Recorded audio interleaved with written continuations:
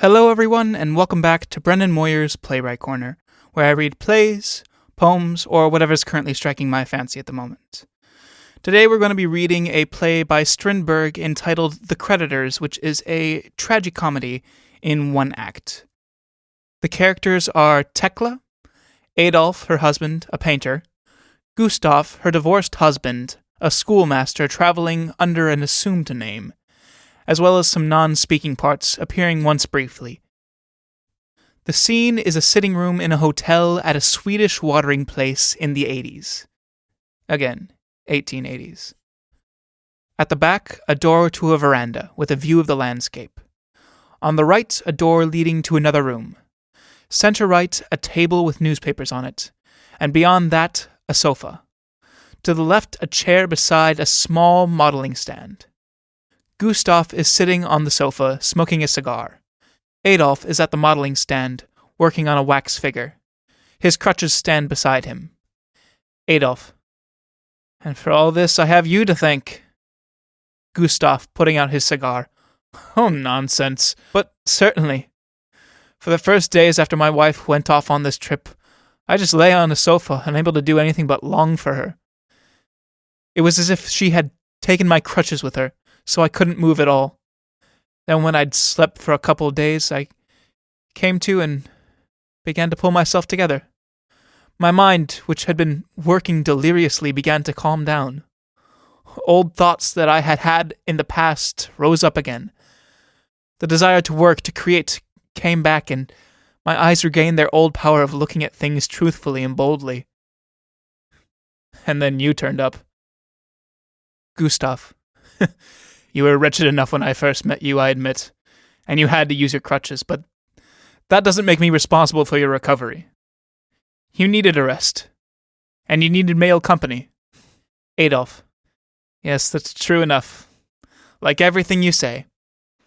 I used to have men as friends in the old days, but after I was married, they seemed superfluous.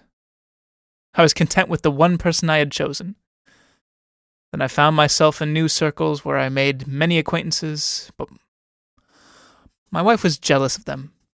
She wanted to have me to herself, but she also wanted to have my friends to herself. And so I was left alone with my jealousy. You're given to that disease, aren't you? I was afraid of losing her and tried to prevent it. Was that unreasonable? But I was never afraid of her being unfaithful. A married man never is afraid of that. No. Isn't it extraordinary? But what I was afraid of was that these friends would get an influence over her, and so indirectly have a power over me. And that I couldn't stand. So your opinions differed. Your wife's and yours. Having heard so much, you'd better hear it all. My wife has an independent nature. What are you smiling at? Go on. She has an independent nature, so she won't accept my ideas, only everybody else's. Adolf, after a pause. Yes. It really has seemed as if she hated my ideas just because they were mine, and not because she found them preposterous. You see, quite often she has brought out some former opinion of mine and forced it on everyone as her own. Yes, and then, on another occasion, when some friend of mine passed on views he had already gotten directly from me, she'd think them fine. Everything was fine as long as it didn't come from me. In other words, you are not very happy. Yes, I am happy. I have the person I chose, and I have never wanted anything else. And never wanted to be free? No, I can't say that. At times it has seemed to me that it would be, well, a rest to be free. But the moment she leaves me, I am consumed with need for her as I need my own arms and legs. It's really extraordinary. I sometimes feel she isn't a separate being at all, but an actual part of me. An intestine that carries away my will, my will to live. It's as if I'd given into her keeping my very solar plexus that autonomists talk of. Perhaps, by and large, that is what has happened. And where would we be then? After all, she's an independent being with a mind of her own. And when I first met her, I was just a boy artist whose education she took in hand. But before long, you were shaping her thoughts and educating her, weren't you? No. She stopped growing and I went on.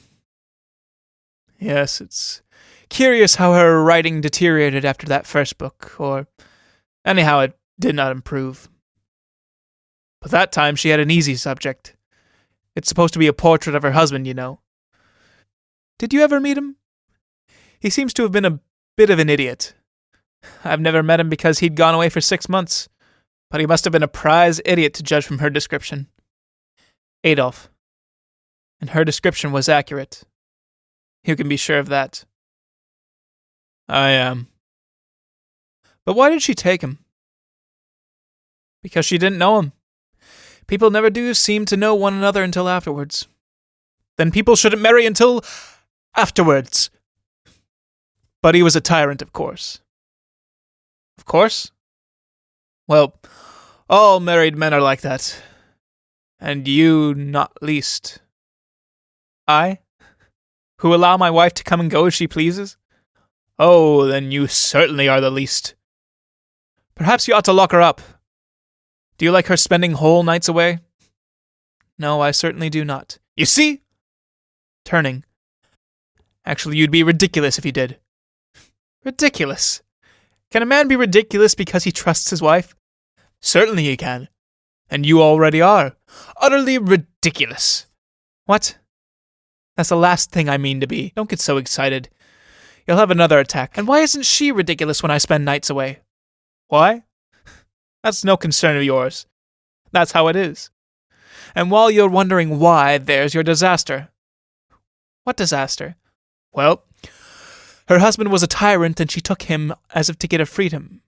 A girl can only get that by providing herself with a chaperone. In other words, a husband. Of course. And now you are the chaperone. I? Well, you're her husband, aren't you? Adolf looks bewildered. Isn't that right? Adolf, uneasily. I don't know. You live with a woman for years and you never think about her or your relationship with her, and then suddenly you begin to wonder and the whole thing starts... Gustav, you are my friend. The only friend I have of my own sex. You've been like a watchmaker, mending the works in my head and winding up the spring again. Can't you hear for yourself how much clearer my thoughts are and how lucidly I'm talking? And it seems to me that my voice has got back its old ring. Yes, I think it has. I wonder why. Perhaps one gets used to lowering one's voice when talking to a woman. Certainly Tekla always used to accuse me of shouting. So you lowered your voice and bowed to the apron strings. Don't put it like that.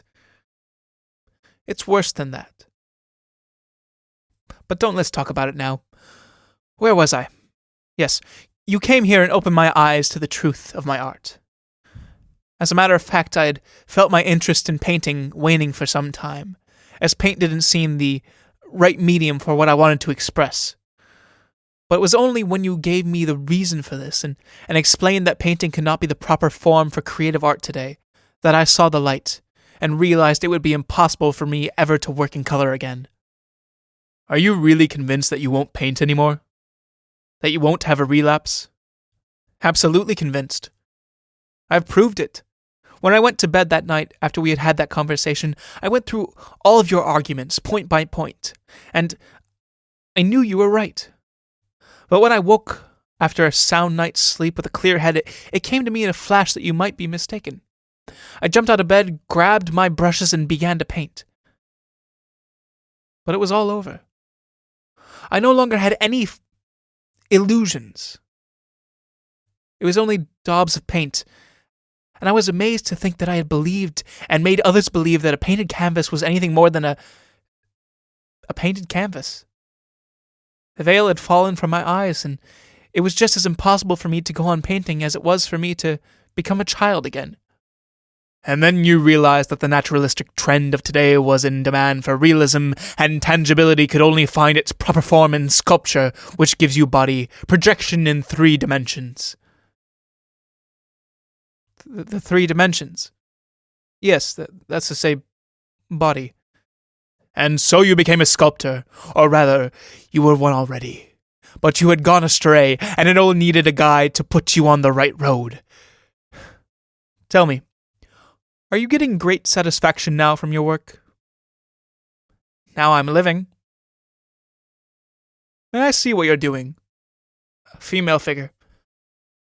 Gustav, looking at it. And so lifelike. Adolf. Yes, but all the same, it's like someone. It's extraordinary how that woman is in my body, just as I'm in hers. Not really so extraordinary. You know what transfusion is? Blood transfusion? Yes. Well, you seem to have bled yourself. But looking at this figure, I understand several things I only suspected before. You have made love to her passionately. Yes, so passionately that I couldn't tell if it was she or I or she. When she smiles, I smile. When she weeps, I weep, and when she... Can you imagine it? When she was giving birth to our child, I felt the pains in my own body. You know, my dear friend, it gives me great pain to say this, but you have the first symptoms of epilepsy. What? How could you say such a thing? Well, I've seen the symptoms before, in a younger brother I had who indulged in amorous excess. How did it show itself, this thing? It was terrible to witness. If you're feeling it all week, I won't upset you by describing it. No, go on. Well, the boy had gotten himself married to an innocent young girl with curls and a dove's eyes. The face of a child and the soul of an angel. But nonetheless, she managed to usurp the prerogative of the male... What's that? Initiative, of course. With the result that the angel nearly carried him off to heaven. But first he had to be crucified and feel the nails in his flesh. It was horrible. But what happened? During the following passage, Gustav graphically illustrates his words, and Adolf listens so intently that he unconsciously imitates Gustav's gestures. We would be sitting talking, he and I, and when I'd been speaking for a while, his face would turn as white as chalk.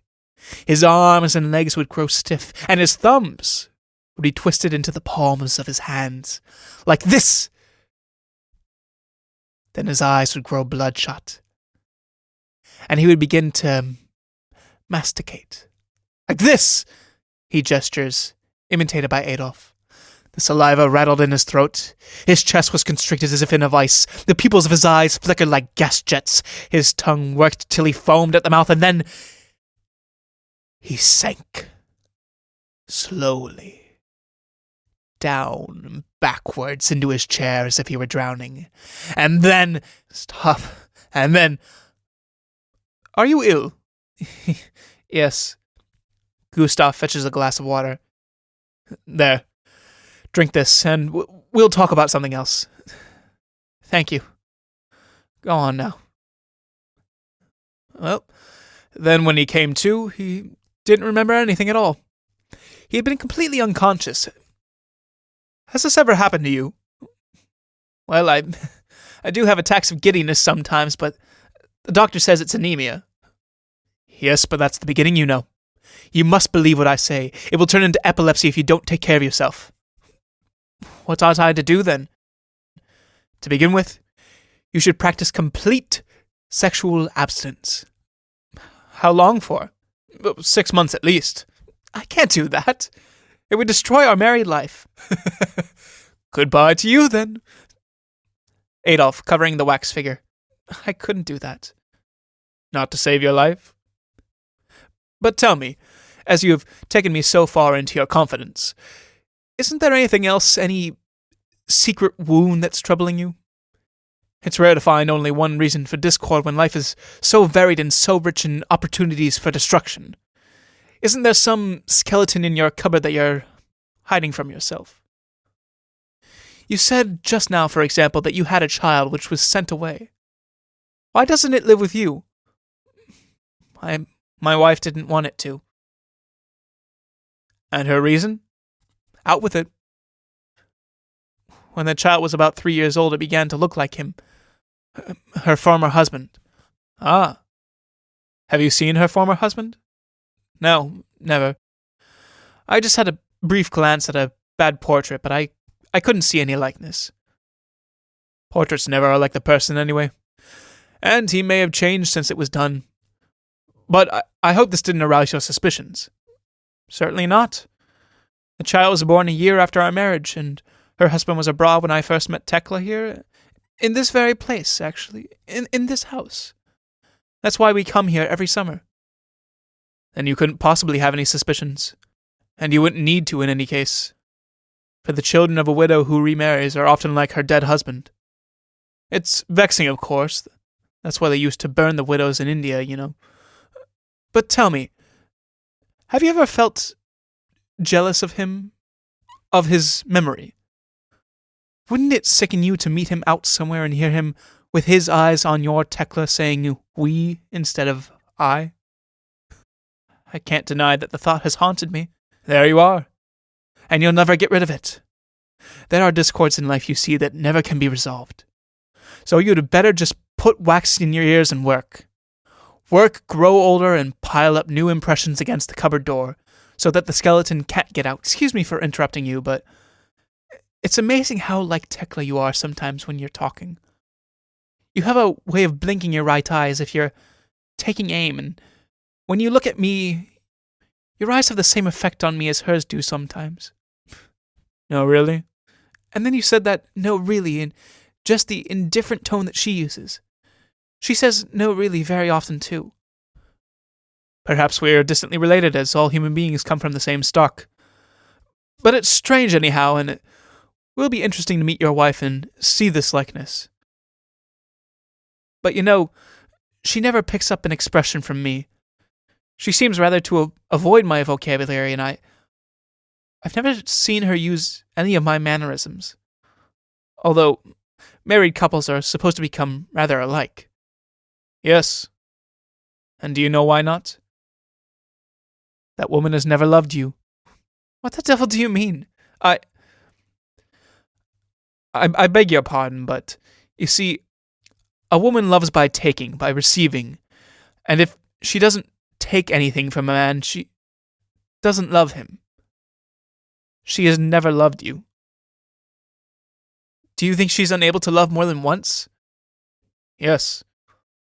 One only lets oneself be taken in once. After that, one keeps one's eyes open. You have never been taken in, but you had better beware of those that have. They are dangerous, those. Your words cut into me like knives. I feel something pierced inside me without my being able to prevent it. Yet the piercing is something of a relief, like the lancing of boils which should not come to a head. She has never loved me. Then why did she take me? Tell me first how she came to take you, and if it was you who took her, or her you. God knows if I can answer that. Or say how it came about. It didn't happen all in one day. Shall I try and guess how it came about? You couldn't do that. Oh, with the help of all you have told me about yourself and your wife, I think I can reconstruct the course of events. Listen now, and you'll see. The husband had gone abroad to study, and she was alone. At first she found her freedom rather pleasant. Then she had a sense of emptiness. Yes, I think she felt pretty empty when she had been living by herself for a fortnight. Then he turned up, and gradually the emptiness was filled.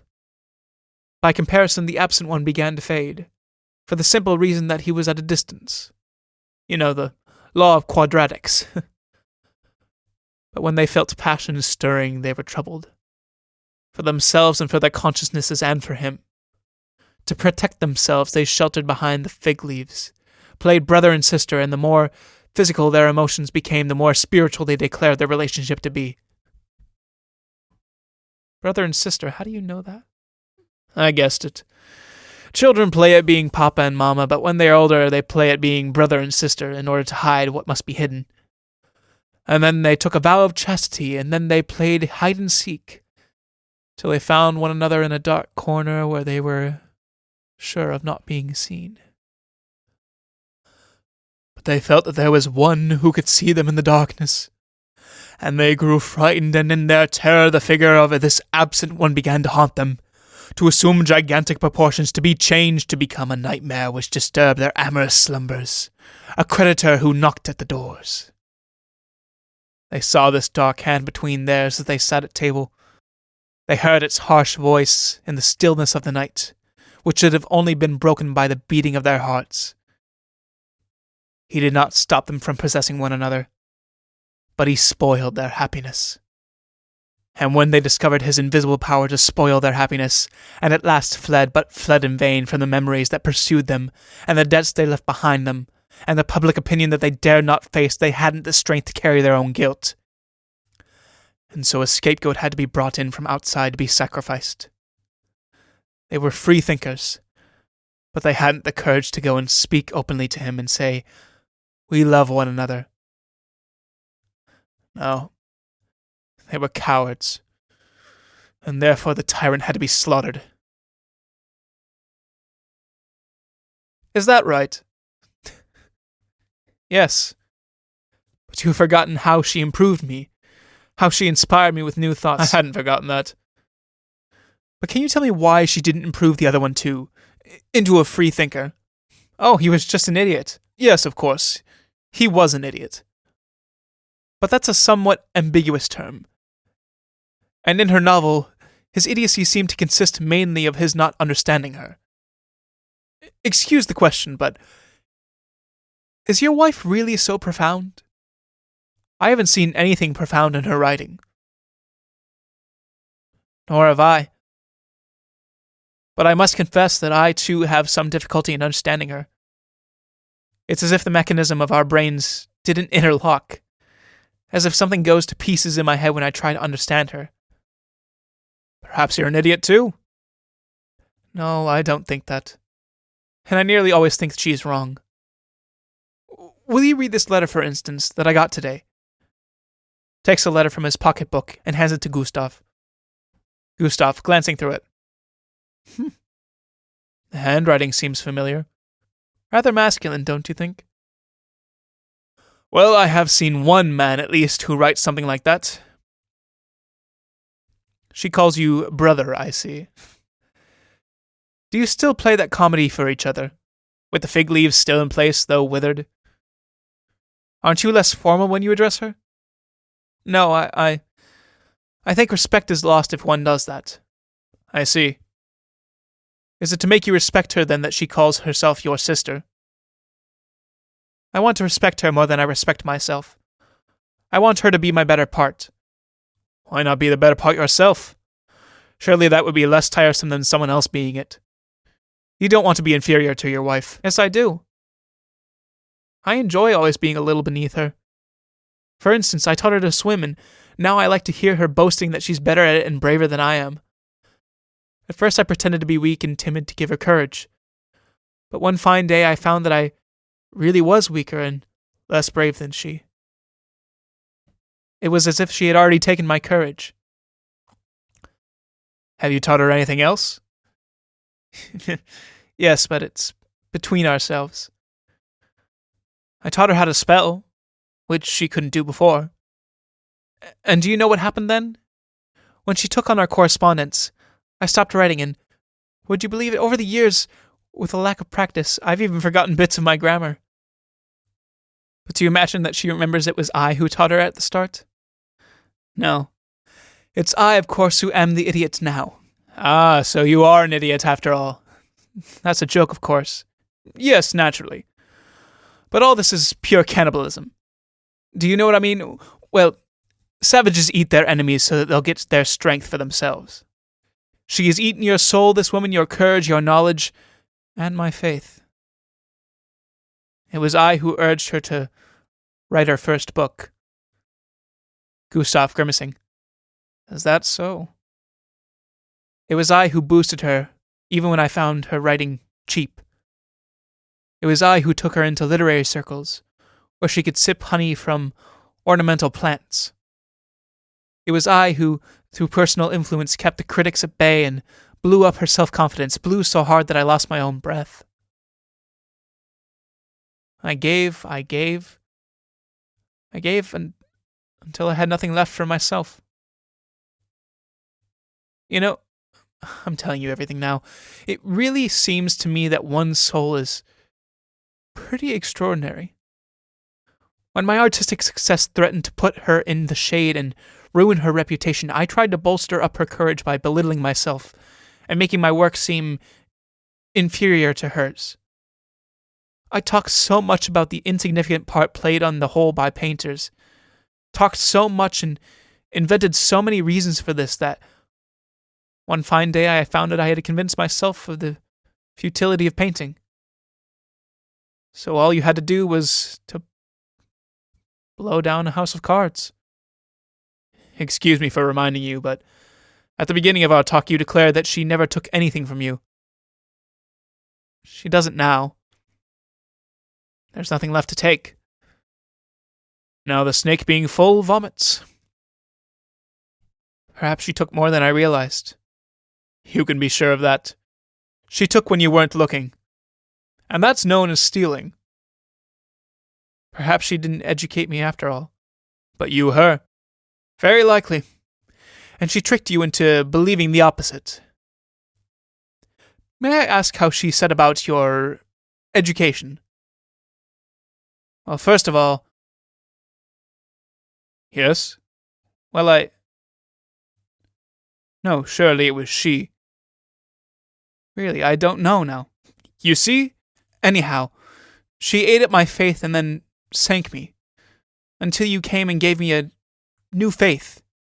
In sculpture? Yes. You really believe in it? In this abstract, antiquated art from the childhood of the human race? You believe you can work in pure form in 3 dimensions, in the realistic vein of today, and produce the necessary illusion without color, mind you? Do you really believe you can do that? No. And nor do I. Then why did you say so? Because I pitied you. Yes. I am to be pitied. For now I am bankrupt. Finished.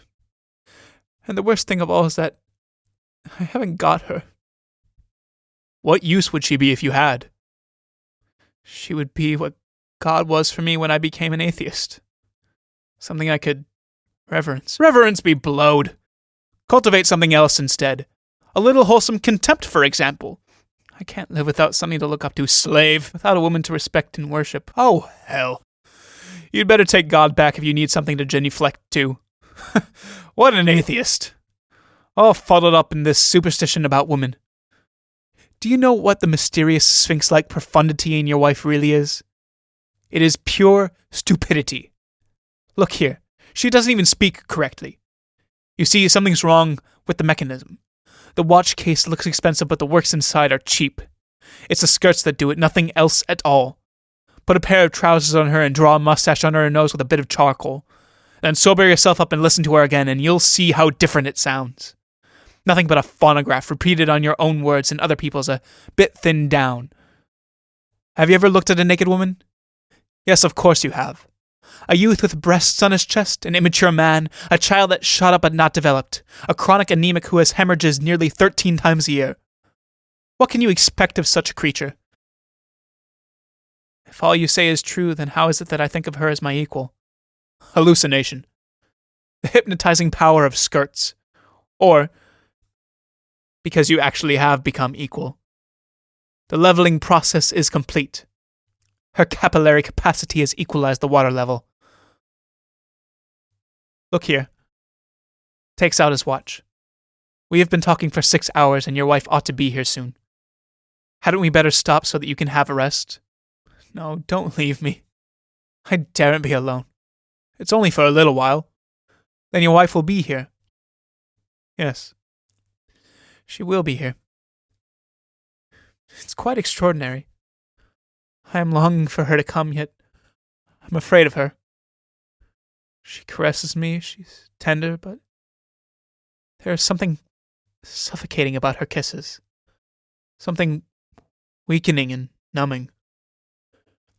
It's as if I were a circus child being pinched behind the scenes by a clown, so as to look rosy to the audience.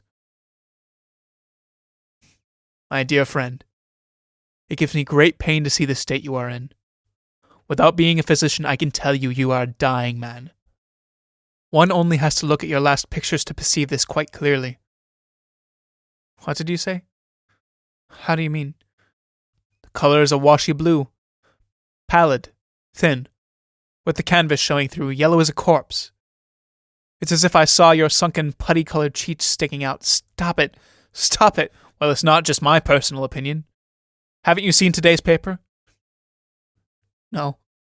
It's there on the table. Adolf, stretching out his hand, but not daring to take the paper. Read it. Or shall I? No. I'll go if you like. No.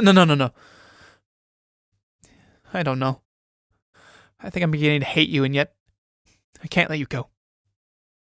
You pulled me out of the hole where I've fallen through the ice, but as soon as I'm out, you hit me on the head and push me under again. As long as I kept my secrets to myself, I still had my vitals, but now I am empty. There's a picture by some Italian master of a torture, a saint whose intestines are being wound on a winch. The martyr is lying there, watching himself growing thinner and thinner as the roll on the winch gets thicker. Well, it seems to me as if you had swelled since you emptied me out. When you go, you'll take my vitals with you and leave me an empty shell. Oh, the things you imagine. But anyway, isn't your wife coming home and bringing your heart with her? No, not now. Not since you have burnt her to ashes for me. You have left everything else in ashes, my art, my love, my hope, my faith. They were pretty well done already, but they might have been saved. Now it's too late. Incendiary. We have cleared the ground a bit, that's all. Now we will sow the ashes. I hate you. I curse you. That's a good sign. You still have some strength left. Now I'll pull you out of the ice again. Gustav, rising. Look at me.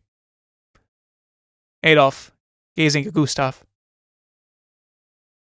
Now you are looking at me again with those eyes that draw me to you. And now listen to me. Yes, but talk about yourself.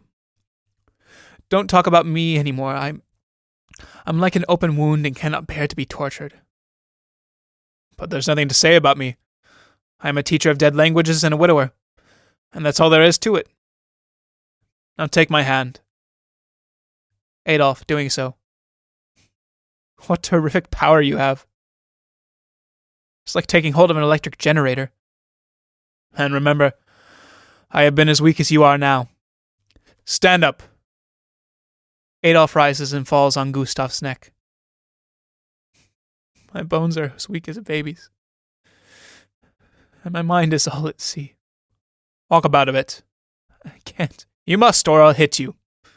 Adolf, straightening himself up. You'll what? I said I'll hit you. Adolf starts back from him, furious. You! That's better. You've got some blood to your brain and your self-confidence has come back. Now for some electric current. Where is your wife? Where is she? Yes. She's at a meeting. Are you quite certain? Quite. What sort of a meeting? An orphanage committee. Did you part friends? No, not friends. Enemy, then. What did you say that made her so furious? You're uncanny. You terrify me. How did you know? It's quite simple.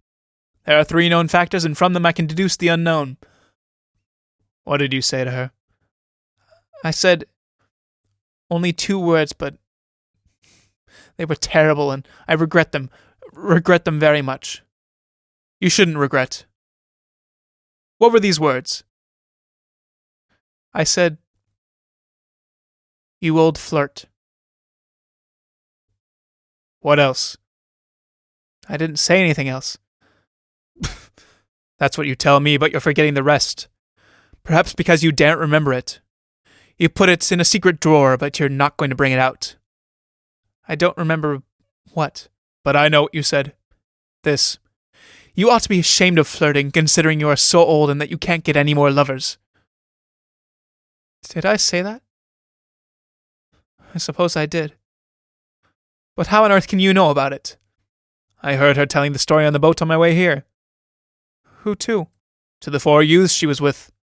Of course, she always did have a fancy for innocent youths, there's no harm in that, so as to play brother and sister instead of papa and mama.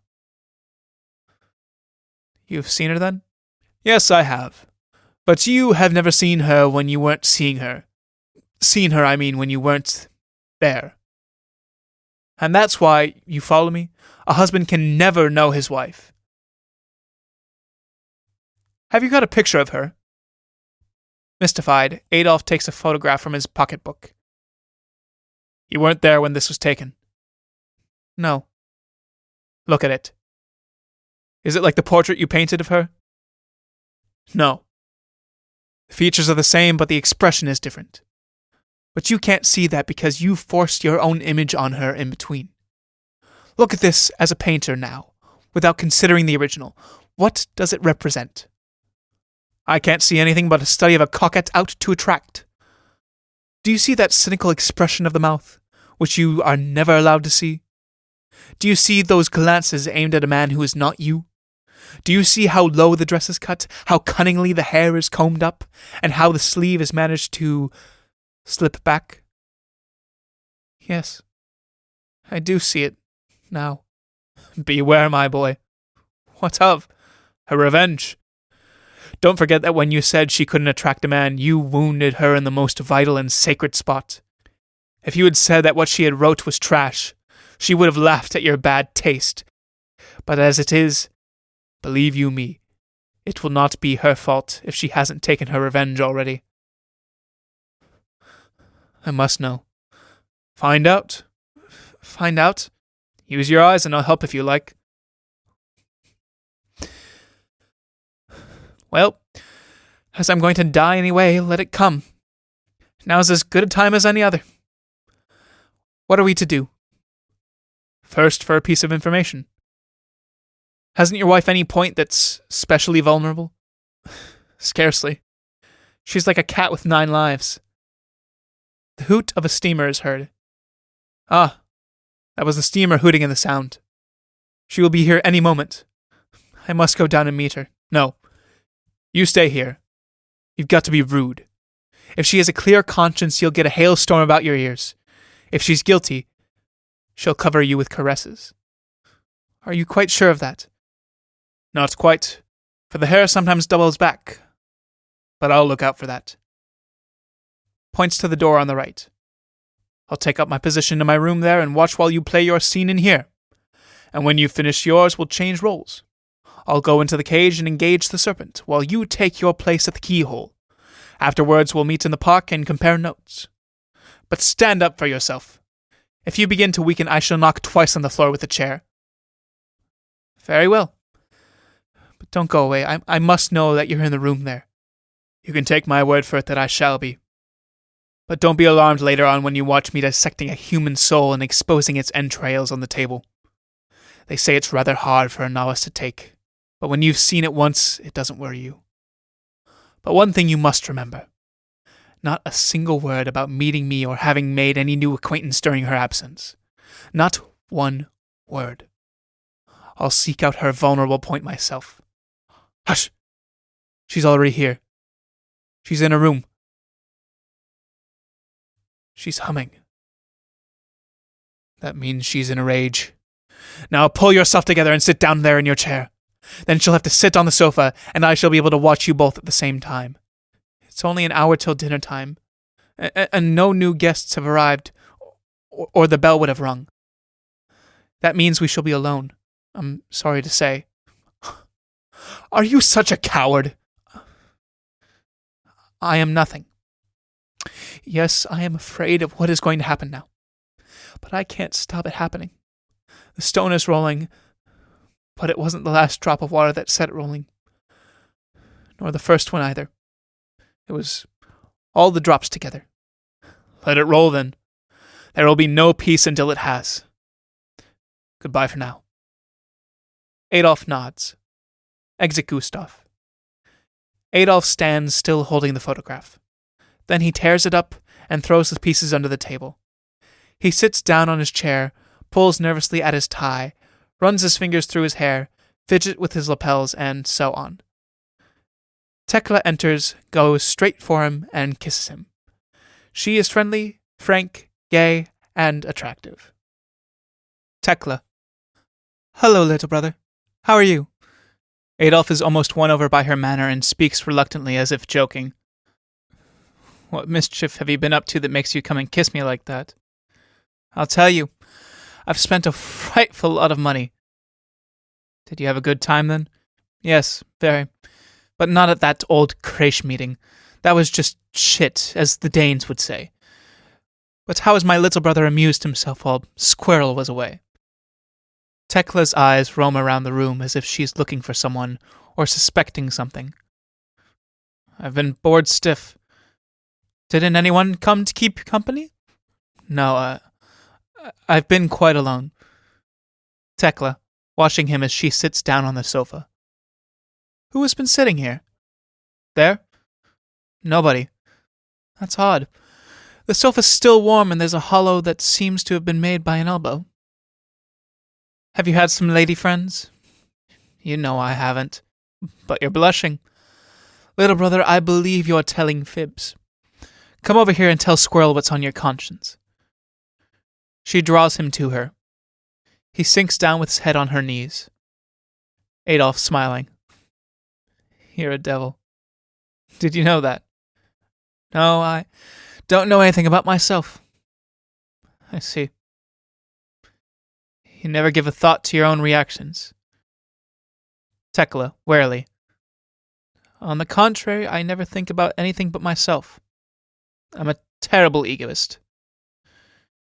You're very philosophical all of a sudden. Put your hand on my forehead. Have you been having another brainstorm? Poor head. Let me see what I can do. Kisses his forehead. There. Is it better now? Yes, it's better now. Well, tell me, how have you been amusing yourself? Have you painted anything? No, I've done with painting. What? Done with painting? Yes, but don't nag me about it. It's not my fault. I can't paint anymore. But what will you do then? I'm going to be a sculptor. Oh, Lord, another whole lot of new ideas. Yes, but don't be cross. Take a look at that figure over there.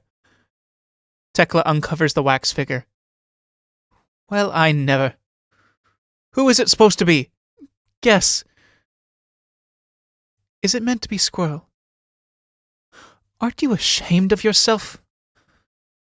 Isn't it a good likeness? How can I tell when it hasn't got a face? Yes, but there's so much else. Beautiful.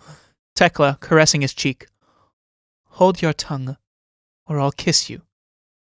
Adolf, backing. Now. Somebody might come in. What do I care? Mayn't I kiss my own husband, then? Surely that's my legal right. Yes, but do you know what? Here, in the hotel, they don't believe we're married, because we kiss so often. And the fact that we quarrel sometimes makes no difference. Lovers are known to do that, too. Tekla. Yes, but why should we quarrel? Why can't you always be as nice as you are now? Tell me, don't you want us to be happy? Oh, I do, but what is all this business anyhow? Who has put it into your head that you're not going to be painting anymore? Who? You're always suspecting there's someone behind me in my thoughts. You're jealous. Yes, I am. I'm afraid someone may come and take you away from me. You're afraid of that? When you know no woman can cut you out, and that I can't live without you? It's not a woman I'm afraid of, but your friends who put ideas into your head. Adolf, looking at her searchingly. You really are frightened. What frightens you? Someone has been here. Who has been here? Don't you like me to look at you? Not like that. That's not how you usually look at me. How was I looking at you then? Under your lids. And under yours. Yes, I want to see what's behind them. Look as much as you like. There's nothing to hide. But you're talking in a different way, too. You're philosophizing. Why? Going up to him threateningly. Who has been here? Only my doctor. Your doctor? Who's that? The doctor from Stromstad. What's his name? Sjorberg. What did he say? He said, well, among other things, he said that I was on the brink of epilepsy. Among other things? What else did he say? Well, something very upsetting. Tell me. He said that we were not to live together as man and wife for a time. Did he then?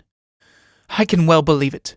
They want to separate us. I have noticed that for a long time. You can't have noticed what's never happened. Haven't I, though?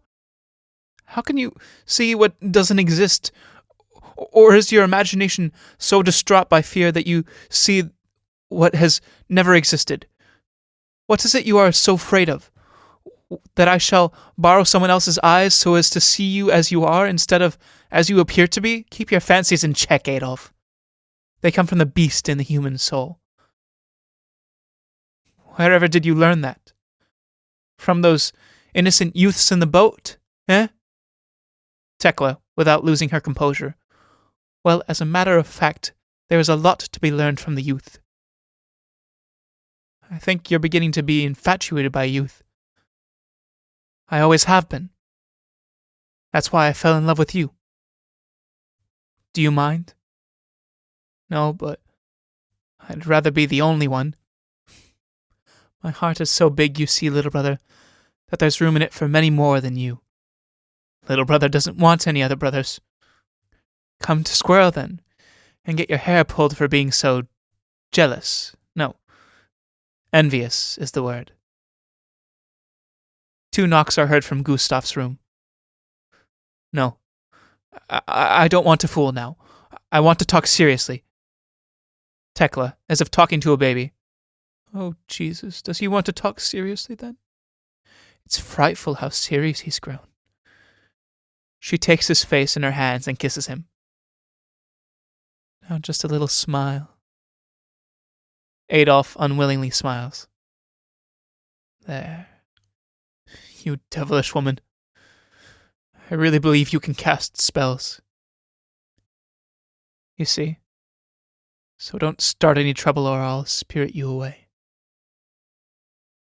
Adolf, rising.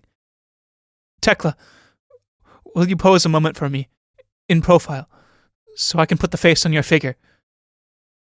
Of course I will. She turns her head so that he can see her profile. He gazes at her and pretends to model. Don't think about me now.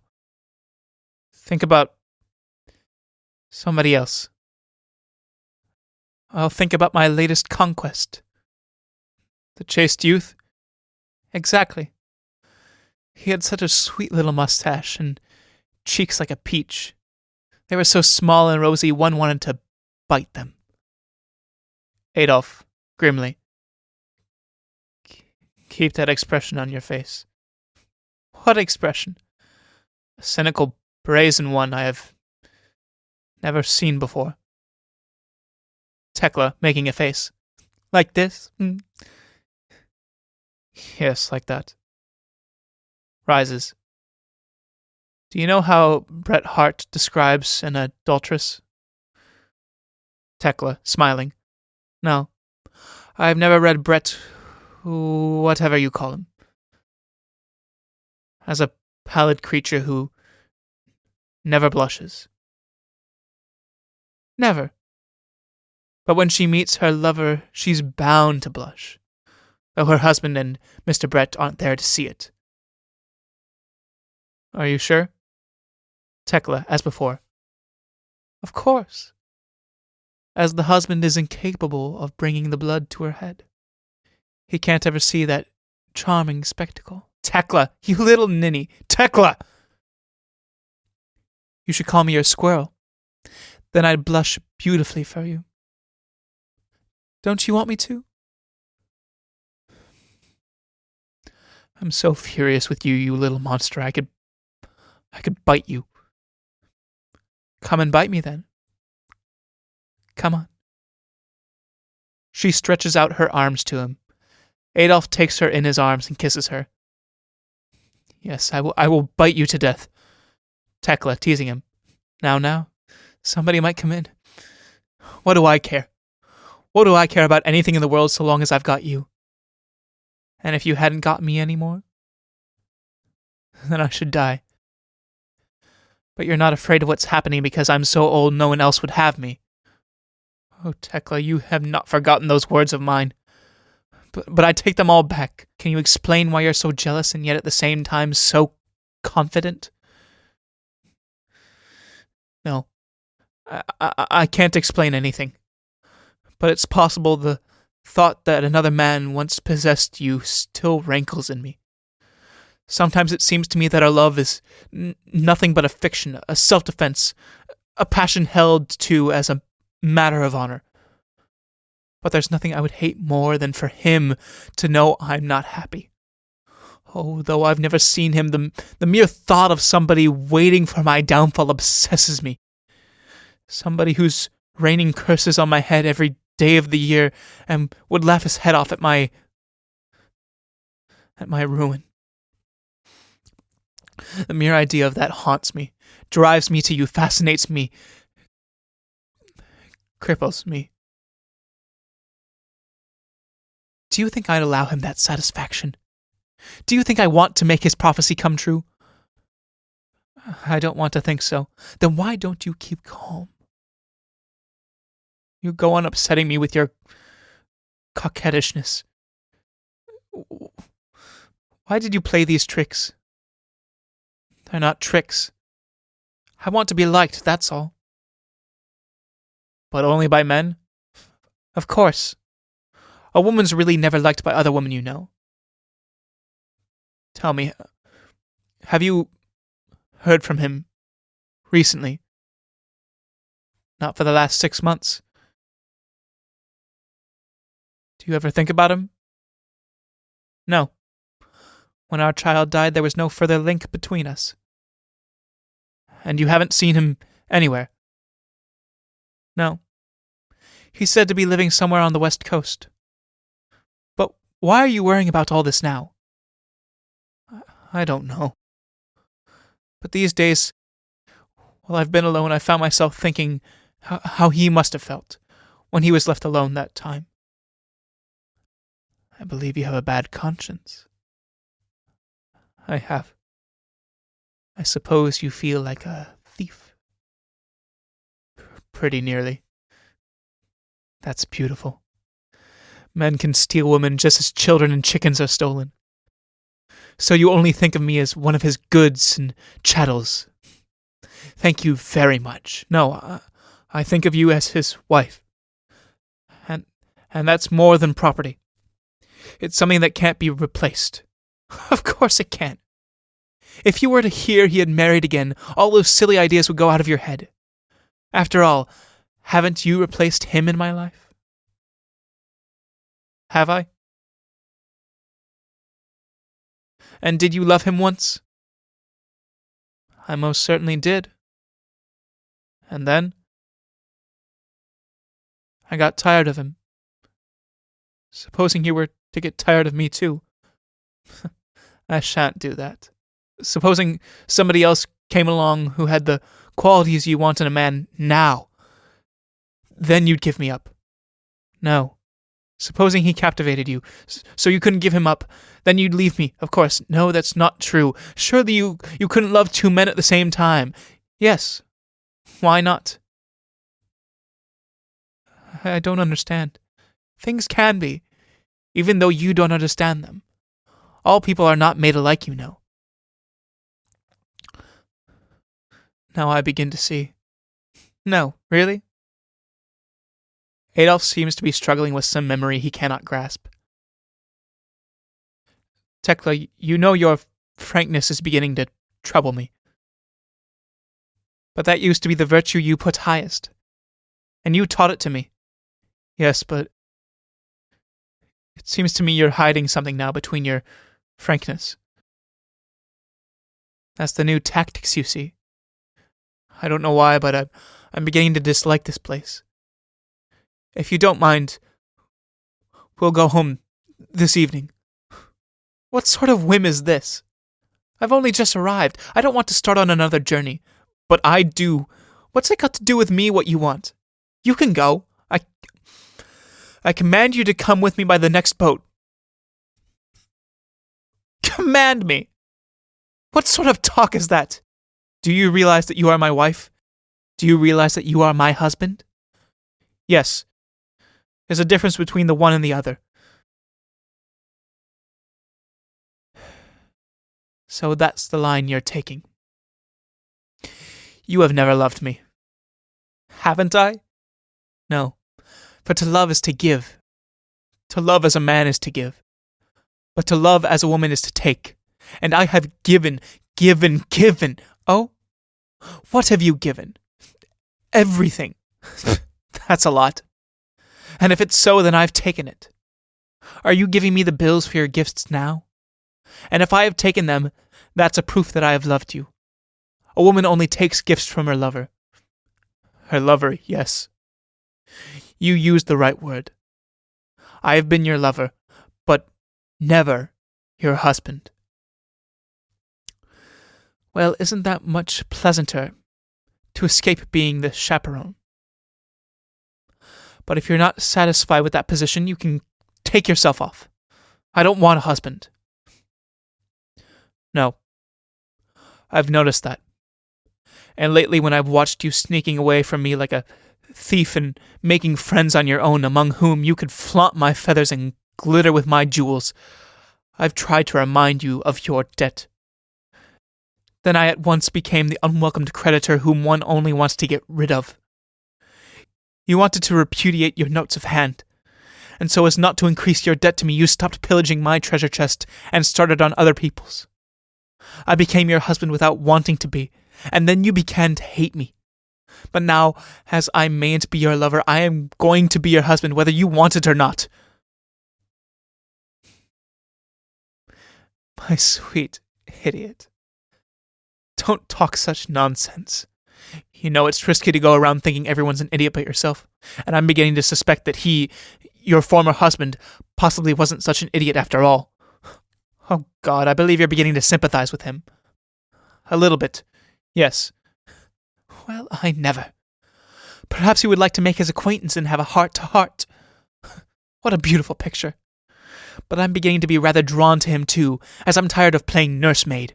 He was at least a man, although he had the disadvantage of being my husband. Look here, don't talk so loud. People will hear us. What does it matter if they take us for a married couple? So now you're beginning to be infatuated by virile men and chased you all at the same time?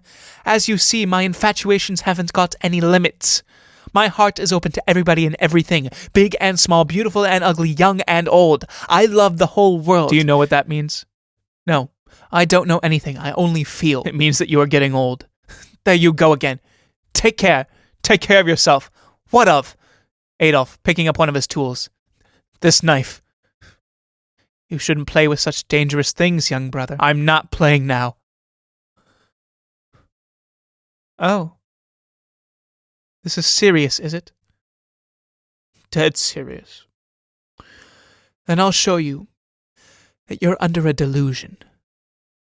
That's to say that you'll never be able to see it.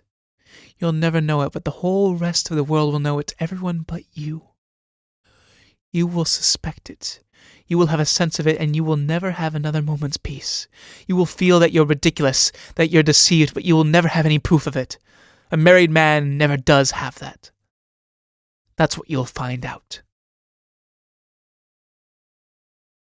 You hate me, then? No, I don't. and I don't believe I ever shall. But that, of course, is because you are a child. Now, yes, but do you understand how it was when the storm broke over us? Then you would lie crying like a small baby. Then you would have to sit on my lap while I kissed your eyes to sleep. It was I who was the nurse then. I had to see that you didn't go out without doing your hair. Had to send your shoes to the cobbler and see that there was food to cook. I had to sit by your side and hold your hand for hours at a time. You were frightened of the whole world because you didn't have a single friend left, and you were crushed by public opinion. I had to talk courage into you until my mouth was dry and my head ached. I had to imagine I was strong and force myself to believe in the future. At last I managed to bring you back to life, although you seemed half dead. Then you admired me. Then I was the man, not the athlete you had left, but the man of willpower. The mesmerist who instilled new energy into your flabby muscles and charged your empty brain with new electricity. And then I gave you back your reputation, provided you with new friends, surrounded you with a little court of people whom I tricked out of their friendliness to me into admiring you. I set you over me in my house, and then I painted my most beautiful pictures rose red and azure blue against golden backgrounds, and there wasn't one exhibition where you did not hold the place of honor. Sometimes you were Saint Cecilia, sometimes Mary Stuart, Karen Mansdotter, or Eva Bray. I made everyone interested in you and compelled the booing mob to see you with my own infatuated vision. I plagued people with your personality and forced you on them till you had won their all-important good opinion and could stand on your own feet. But by the time you could do that, my strength was finished and I collapsed from exhaustion. In lifting you up, I have overstrained myself. I was taken ill, and my illness infuriated you, coming now when at last life had begun to smile on you. Sometimes it seems to me you had a secret longing to be rid of your creditor and witness. Your love begins to take on the character of an overbearing sister's, and for want of a better, I have to learn the new part of a little brother. Your tenderness remains. It even increases, but it has in it a suggestion of pity that's not far from contempt, and which changes into open scorn when my talent wanes and your sun rises. But somehow your fountain of inspiration seems to dry up when mine can no longer replenish it, or rather, when you want to show that you don't draw on mine. And so both of us sink. And then you have to have somebody to blame. Somebody new, for you are weak and can never shoulder your own guilt. So I became the scapegoat to be sacrificed alive. But when you cut my sinews, you didn't realize you were also crippling yourself. For the years had joined us as twins. You were an offshoot of my tree, but you tried to make your shoot grow before it had any roots. That's why you couldn't develop on your own, and my tree couldn't spare its vital branch, so both of them died. What you mean to say by all of this is that you wrote my books. No, that's what you mean to say, so as to prove me a liar. I don't express myself as crudely as you do, and I have talked for these 5 minutes so as to get in all the half-tones and nuances and variations, but your barrel organ has only one note. Yes, but the gist of it all is that you wrote my books. There isn't any gist. You can't reduce a chord to a single note. You can't express a varied life in a single number. I didn't say anything so crude as I wrote your books. But that's what you meant. That's not what I meant, but the sum of it. There can't be a sum if you don't add things up. If you divide and the figure doesn't go into one another evenly, you get a quotient which is a long, unending decimal fraction. I haven't added it up, no. But I can add it up. No doubt you can. But I haven't. But you wanted to. No, don't talk to me anymore. I shall have an attack. Be quiet, go away. You destroy my brain with your clumsy pincers. You claw my thoughts and tear them to pieces. Adolf seems almost to lose consciousness and sits staring in front of him, rolling his thumbs. Tekla, tenderly. What is it, Adolf? Are you ill? He motions her away. Adolf. He shakes his head. Adolf! Yes. Don't you think you were unfair just now? Yes. Yes, I admit it. And do you apologize? Yes, I apologize. If only you won't talk to me. Then kiss my hand. Adolf, kissing her hand. I'll kiss your hand. If only you won't talk to me. And now go out and get some fresh air before dinner. I certainly need it. Rises. And then we'll pack and go. No. Why not? There must be some reason. I've promised to go to a concert tonight. That's the reason. So that's it. That's it. I've promised to be there and promised. I expect you only said you might go. That doesn't stop you from saying now that you can't. No, unlike you, I keep my word. One can keep one's promise without having to stand by every casual word one says.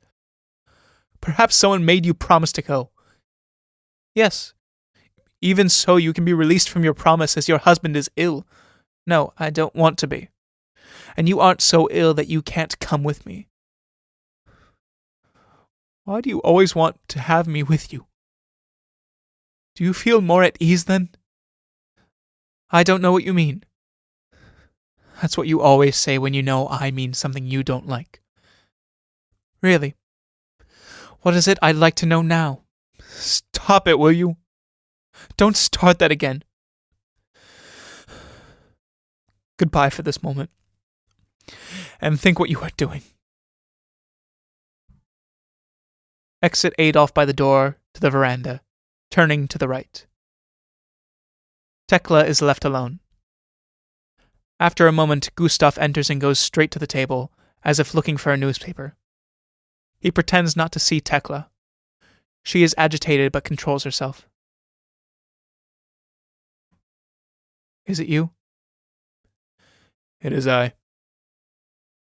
Please excuse me. How did you get here? By land. But I'm not going to stay. I do stay. Well, it's been a long time. Yes. A long time. You've changed a lot. And you are as charming as ever. And even younger. But you must excuse me. I am not going to spoil your happiness with my presence. If I had known you would be here, I should never... If you don't think it's improper, I should like you to stay. There's nothing against it from my point of view. But I'm afraid whatever I say is bound to offend you. Sit down for a moment. You won't offend me. You have that rare quality, you always had it, of tact and courtesy. You flatter me. But one can't expect your husband to regard my qualities so leniently. As a matter of fact, he was expressing his sympathy for you just now. Oh? Well, of course, everything vanishes in time. Like one's name cut in a tree. Even hatred can't stay in one's mind forever. He has never disliked you. How could he when he's never seen you? And as for me, I've always dreamt of seeing you two once as friends. Or at least of seeing you meet once in my presence, shake hands, and Part. And it has been my secret desire to see if she whom I loved better than my life was in truly good hands. I have certainly heard good accounts of him, and I know his work well. But even so, I should have liked, before I grew old, to take his hand and look into his eyes and beg him to guard the treasure Providence has put into his keeping. At the same time, I should have liked to put an end to the instinctive hatred there was bound between us, and give my soul some peace and humility to live by for the rest of my sorrowful days. You have spoken my very thoughts. You have understood me. Thank you for that. Oh, I am a poor man. I was too insignificant ever to put you in the shade. The monotony of my life, the drudgery of my work, and the narrowness of my horizon were not for your adventurous spirit. I realized that, but you, who have studied the human soul so deeply, must realize what it cost me to confess this to myself. It is noble. It is great to be able to acknowledge one's own weakness, and not everyone is capable of it. But yours was always an honest, faithful, trustworthy nature, which I respected. Although I wasn't like that then. Not at that time, but suffering purifies one, sorrow ennobles one, and I have suffered. Poor Gustav. Can you forgive me? Tell me, can you? Forgive you? What are you saying? Is it for me to ask your forgiveness? Why, I believe we're both crying. At our age. Our age. Yes, I am old. But you get younger and younger. Do you think so? And you know how to dress. I learnt that from you. Don't you remember how you found the best colors for me? No. Yes. Don't you remember? I even remember a time when you were cross with me if I didn't wear some touch of scarlet. I wasn't cross. I was never cross with you. Oh, yes, you were. When you tried to teach me how to think. Don't you remember that? I couldn't do it at all. Of course you could think. Everyone can do that. And now you are quite intelligent, in your writing at least. Tekla is embarrassed and rushes on with the conversation. It's delightful to see you again anyway, dear Gustav. Especially in such a peaceful way. Well, I never was exactly rowdy. You always had a peaceful time with me. Yes, a bit too peaceful. Oh? But you see, that's how I thought you wanted me to be. That's how it seemed when we were engaged. One doesn't know what one wants. Besides, I've been told by Mama to make a good impression on you. Well, you live in a whirl now. The artistic life is always dazzling, and your husband doesn't seem to be exactly lethargic. One can have too much of a good thing, you know. Gustav, once again changing his tactics. I say, I do believe you are still wearing my earrings. Tekla, embarrassed. Well, why shouldn't I? We've never quarreled, so I thought I might wear them as a token. As a reminder that we were not enemies. Besides, you know, it's impossible to get earrings like this nowadays. She takes one off. That's all very well, but what does your husband say about that? Why should I care what he says? Don't you care? But you do him wrong by that. It could make him ridiculous. Tekla, quickly, as if to herself. Is that already? She has difficulty putting her earring on again. Gustav rises. Perhaps you'll let me help you. Thank you so much. Putting the earring on, Gustav pinches her ear. Supposing your husband could see us now. Yes, what a wail there would be. He's very jealous then. Jealous? I should say he is. Sounds from the adjacent room. Who has that room next door? I don't know. Well, tell me how you are getting along and what you are doing. Tell me how you are getting along. Trying to think how to answer, Tekla inadvertently uncovers the wax figure. I say, whoever's that? By Jove, it's you! I don't think so. Well, it looks just like you. In your view. That reminds me of the story. How could your majesty see that? Tekla bursts out laughing. You're impossible. Do you not know any news stories? No. But surely you should. Oh, I never heard anything so funny now. Is he prudish? Well, in speech he is. But not in other ways? He's not well just now. Gustav. Poor dear. But little brother shouldn't go poking his nose into other people's wasps' nest. Tekla, laughing. You're quite impossible. Do you remember once, when we were newly married, we stayed in this very room?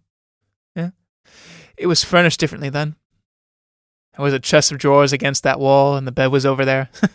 Stop it. Look at me. Well, that I can do.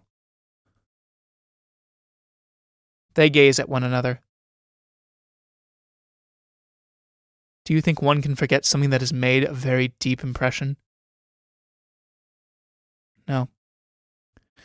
Memories have tremendous power, especially youthful ones. Do you remember when I first met you? You were a charming little girl, a small slate on which parents and governesses had made some scrawls which I had to wipe off. Then I wrote new text to suit my own ideas, until you felt your slate was full. That's why, you see, I shouldn't like to be in your husband's place. But that's his business.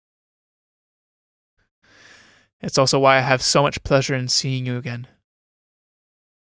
Our thoughts match so well. Sitting here talking with you is like opening bottles of old wine with my own tapping. Yes, I have my own wine again, but it has matured. And now that I have a fancy to marry again, I have purposely chosen a young girl who I can educate in my own way of thinking. The woman you see is a man's child, and if she is not, he becomes hers. And that makes a topsy-turvy world. You're going to marry again? Yes. I mean to tempt fortune once more, but this time I shall harness the mare better, so she won't bolt. Is she pretty? To me she is. But I may be too old. And curiously enough, now that chance has brought you and me together once more, I'm beginning to doubt if it's possible to play that game again.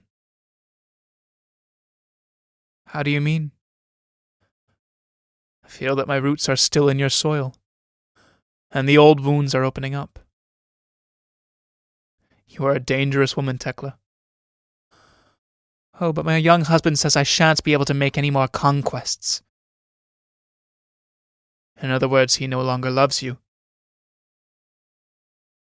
I don't understand what he means by love. You have played hide and seek so long that now you can't find each other. That's what happens. You have gone on playing the innocent until now he doesn't dare. Yes, you see, change has its disadvantages. It has its disadvantages. Is that a reproach? By no means. To a certain extent, whatever happens has to happen. If it didn't happen, something else would. This did happen, and there it is.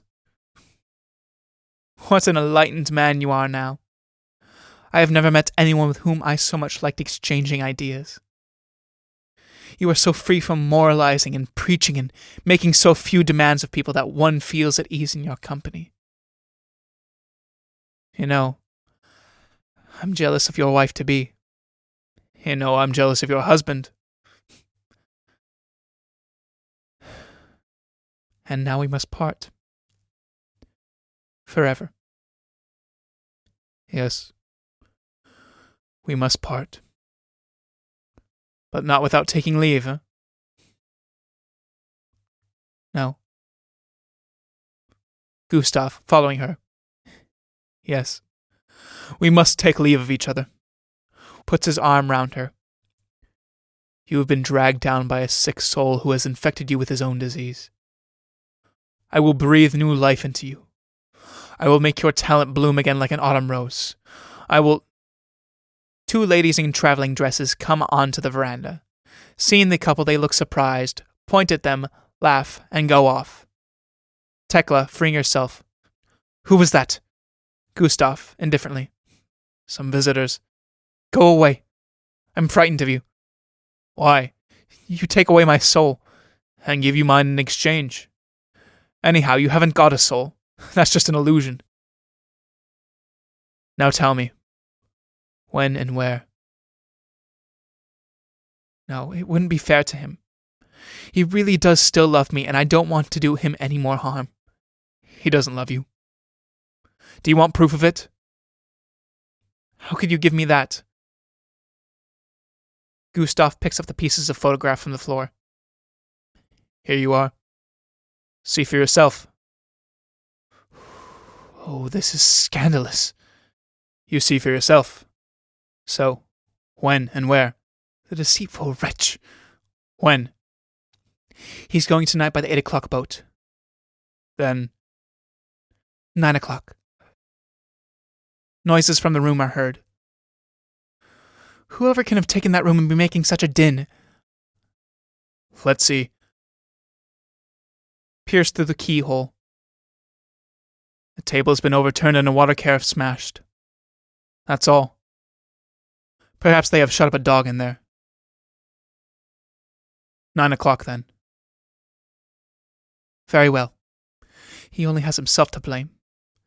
To think of him being so false when he's always preaching honesty and making me tell the truth. But wait a moment. How was it? He received me rather coldly. He didn't come down to the jetty, and then he said something about the youths on the boat, which I pretended not to take in. But how could he have known about them? Wait a minute. After that he began philosophizing about women, and you seemed to be haunting him. And then he talked about becoming a sculptor and how sculpture was the art of today, just as you used to say once. No, really? No, really! Ah, now I understand. Now I begin to see what an absolute monster you are. You've been here stabbing him to death. It was you who had been sitting on the sofa. It was you who made him think he had epilepsy and must live as a celibate, and that he must show he was a man by taking a stand against his wife. Yes, it was you. How long have you been here? I've been here for a week. So it was you. It was you I saw on the boat. It was me. And then you thought you would trap me. I have done so. Not yet. Yes, you stole on my lamb like a wolf. You came here with a fiendish scheme to destroy my happiness, and you were carrying it out when my eyes were opened and I foiled it. It wasn't quite as you say. This is actually what happened. I admit I had a secret hope things would go wrong with you, but I was pretty certain no interference on my part would be needed. Besides, I was too much taken up with other things to have time for intriguing. Then, when I happened to be away and at a loose end, I saw you on the boat with those young men, and I decided the time had come to have a look at you. I came here, and your lamb immediately threw himself into the arms of the wolf. I won his sympathy through a kind of reflex action I won't be so discourteous to try and explain. At first I was sorry for him, as he seemed to be in the same fix as I once was. But then he began to probe old wounds, the book you know, and the idiot, and I was seized with the desire to pull him into pieces, and mix the pieces up so thoroughly that he could never be put together again. And thanks to your conscientious groundwork, I succeeded. But I still had you to deal with. You were the mainspring of the works and had to be twisted to bits. What a buzz! When I came in here, I didn't really know if I was going to say anything. I had various schemes, but as in chess, my play depended on your moves. One thing led to another, chance helped, and so I had you ditched. Now you're caught. No. Yes, you are. The last thing you wanted has happened. The world, in the guise of two lady travelers whom I did not send for being no intriguer, the world has seen you reconcile with your former husband, creeping repentantly back into his faithful arms. Isn't that enough? It should be enough for your revenge. But tell me, you who are so enlightened and just, how can you, who think whatever happens has to happen, and we are not free to act? Not entirely free. It's the same thing. No. How can you who hold me guiltless since I was driven by my nature and the circumstances to behave as I did, how can you believe you have any cause for revenge? For that very reason. Because my nature and the circumstances drove me to seek revenge. Which makes it quits, doesn't it? But do you know why you two were bound to get the worst of it in this fight? Tekla looks scornful. And why you let yourselves be tricked? Because I'm stronger than you and wiser too. It's you who have been the idiot. And so has he. And now you can see that one isn't necessarily an idiot because one doesn't write novels or paint pictures. Bear that in mind. Have you no feelings at all? None. That's why I can think you know, a process of which you have little experience, and act as you have so recently discovered. All this merely because I wounded your vanity? There's no merely about that. You'd better stop wounding people's vanity. It's their most vulnerable spot. Vindictive creature, shame on you. You wanton creature, shame on you. It's my nature, isn't it? It's my nature, isn't it? One should learn something of human nature in general before giving one's own nature free rein. Otherwise one may get hurt, and then what a wailing and gnashing of teeth. Can't you ever forgive? Yes, I have forgiven you. Have you? Certainly. Have I lifted a finger against you in all these years? No. And now I only came here to have a look at you. And then you went to pieces. I played a bit of a joke on your spouse, and that was enough to burst his bubble. And now here I am, the plaintiff, defending myself. Tekla, have you nothing to reproach yourself with? Nothing at all. Christians say our actions are ruled by providence, and others call it fate. So we're guiltless, aren't we? Up to a point, yes. But there's always a place where the guilt creeps in, and the creditors present themselves sooner or later. Guiltless but responsible. Guiltless before him who no longer exists. Responsible to oneself and one's fellow creatures.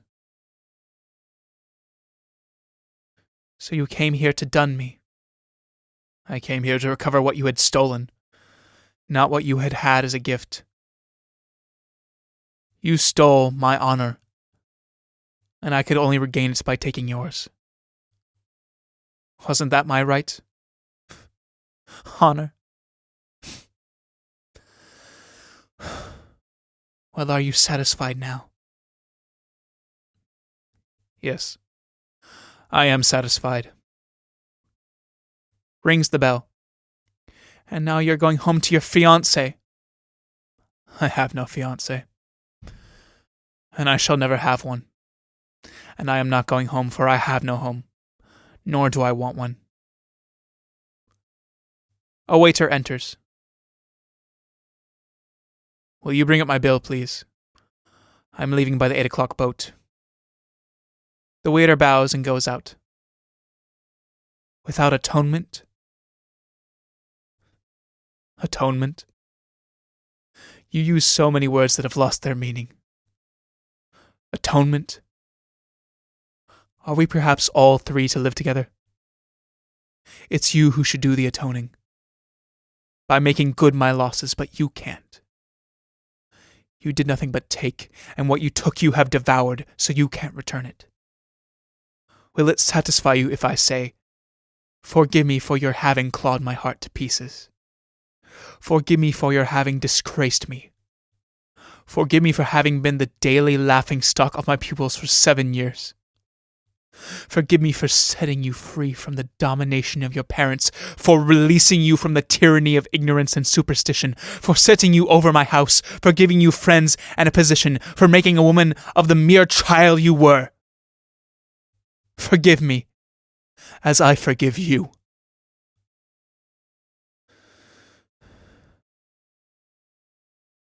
So I have cancelled my note of hand. Now go and settle your account with the other one. What have you done with him? I'm beginning to suspect something terrible. Done with him? Why? Do you love him? Yes. Just now it was me. Was that true? It was true. Do you know what you are then?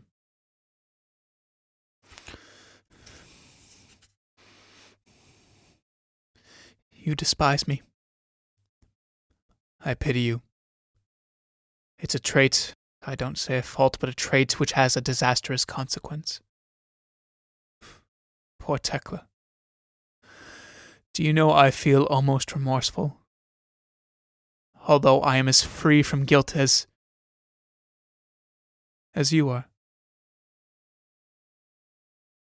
But perhaps you will enjoy knowing just how I felt that time.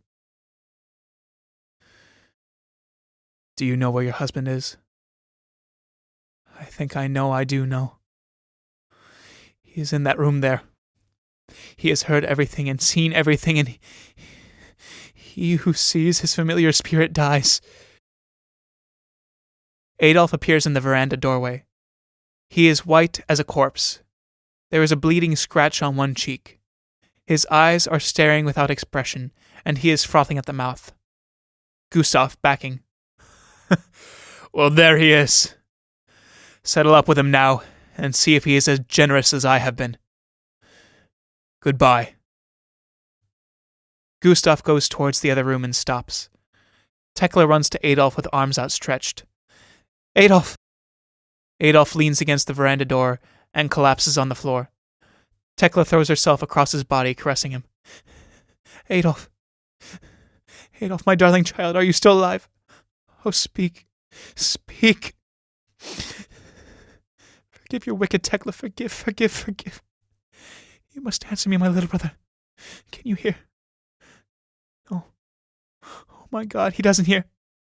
He's dead. Oh God in heaven, oh God, help us. God, help. She really does love him too. Poor creature.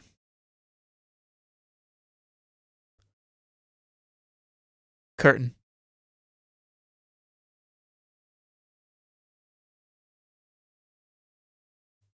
And that is the end of Creditors, a play by August Strindberg, written in 1888. I hope to continue on doing Strindberg for this particular portion of this season. I have at least 2 books of his, so I should hopefully not run out of content. If you have any plays of your own that you would like to send in to have be read, you can always email me at bemuseartsinc@gmail.com. That's bemuseartsinc@gmail.com. Anyways, I hope you have a lovely rest of your day, and I hope to have you back in Brendan Moyer's Playwright Corner. Thank you.